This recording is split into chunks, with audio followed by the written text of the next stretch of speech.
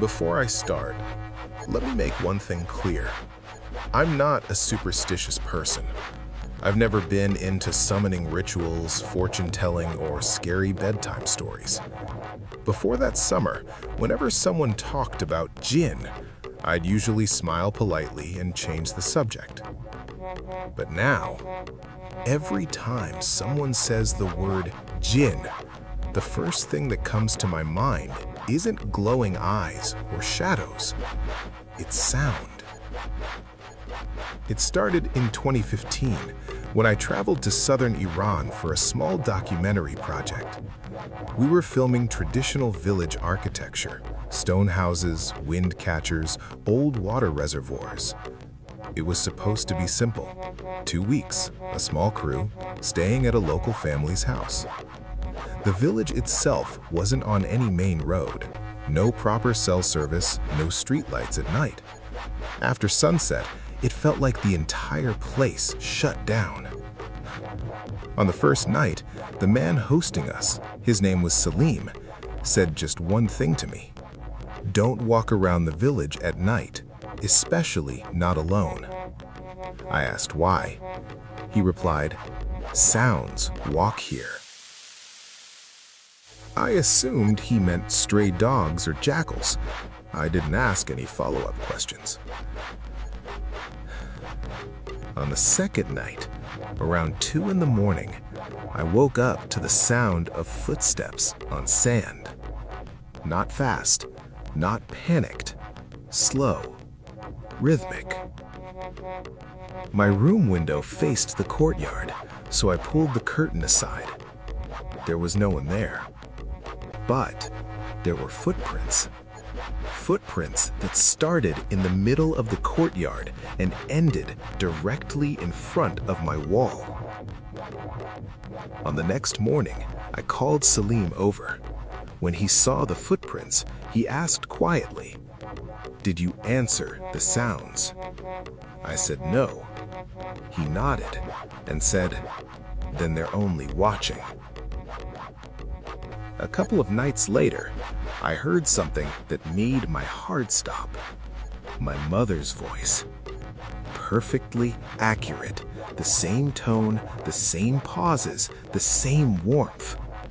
From outside my door. "Wake up. Come outside. I need you." At that moment, my mother was over 800 kilometers away, and she had never called me like that. My body froze. My mouth went dry, but something worse than fear crept in. Curiosity. I stepped closer to the door. My hand was on the handle.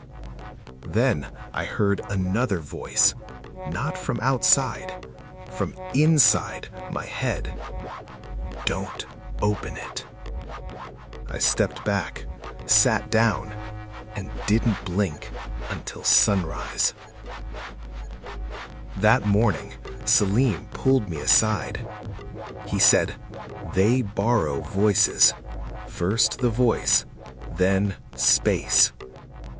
I asked him who they are. He stayed silent for a few seconds, then said, "We call them jinn. They call themselves something else." I asked him what that name was. He shook his head and said, "If you know it, they can reach you easier." On the 6th night, I made a mistake. I took my camera and walked alone towards an old water reservoir outside the village, a place Salim had warned me not to visit after dark. The air felt heavy.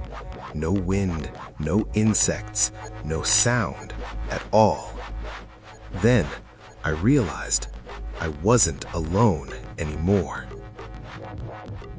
Not because I saw something, but because I felt that something knew exactly where I was standing. Behind me, a voice spoke. This time, it was my own. "You're late." I turned around. Something stood there. It looked human, but not completely. The height was right. the proportions weren't. It didn't move. It shifted like frames skipping in a video. Its mouth didn't move, but the voice filled my head. We were here before you had names. I couldn't breathe. My legs gave out, and I collapsed. I woke up the next morning beside the reservoir. Salim and 2 other men were standing over me.